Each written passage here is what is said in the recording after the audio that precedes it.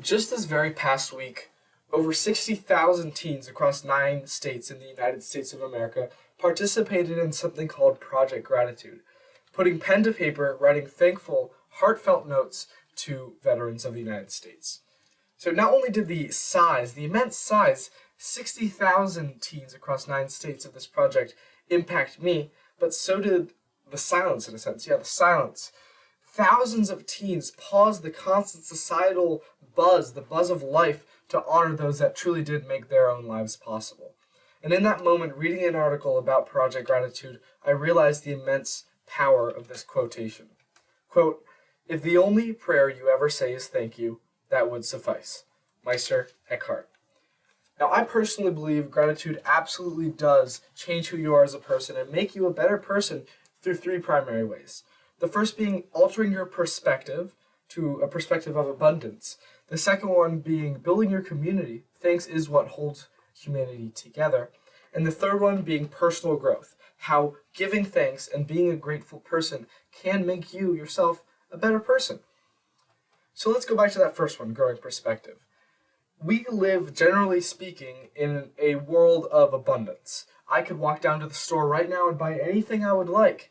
And on that same note, I could order anything from Amazon, anything from the world, and have it be delivered at my doorstep in just 1 or 2 days. We live in such a world of immense abundance, yet we often see the world through a lens of scarcity.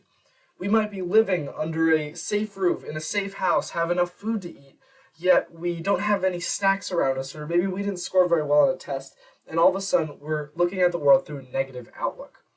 Psychologists continue to find that the practice of giving thanks actually increases not only mental well-being, but also physical well-being.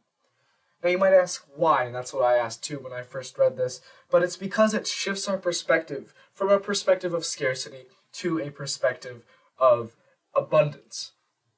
The opportunities, the friendships, even the entities that support us and keep us alive as a society, but also individually, are not owed to us, but rather are given to us, and we need to give thanks for that. Now, this is not only seen in 2025 in the modern day, but it's also seen throughout history, since time immemorial through classic literature. Let's take Huckleberry Finn, for example. Huckleberry Finn, finally realizing his immense gratitude for Jim, an escaped slave with whom he traveled down the Mississippi River, changed the course of the story, changed how he acted with him and others around him, and altered the ending of the book as a whole. Let's talk about community building. So the act of giving thanks really does bring people together. It actively glues humanity together. Tying back to Project Gratitude, which I talked about just before, it wasn't so much the intent of writing letters. It wasn't so much the fact that people were writing letters to veterans that was so incredibly powerful. But it was really the idea that the letter stated that I'm thankful for you, that I see who you are as a person, and I thank you. Gratitude really acknowledges the dignity of others and brings that forward. Once again, this can be seen throughout classic literature. Take Othello, for example, by Shakespeare. In classic literature, it can often be seen where gratitude should have been leaves a void, and that void is often filled with deceit, deception, and pain. So Othello was absolutely consumed in ingratitude, and Iago was absolutely consumed in his need and his greed for success in life. And thanks was not present in society at that time, according to Shakespeare, and as a result, it led to significant death, pain, and suffering, as we all know if you have read the play yourself.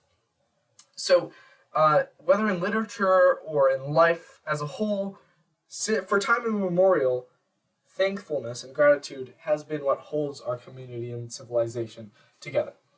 So lastly, let's talk about personal growth, how gratitude can change who we are intrinsically as a person.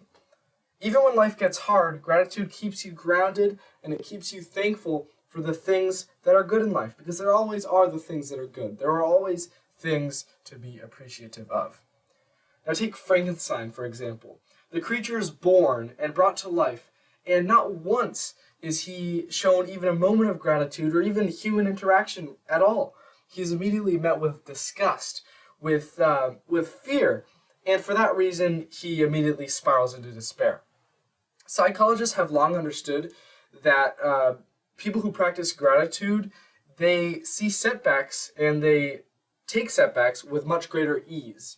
So that strength in and of itself, that strength of being able to take setbacks with ease and be grateful for what you have, I would say is a strength of itself and kind of spirituality.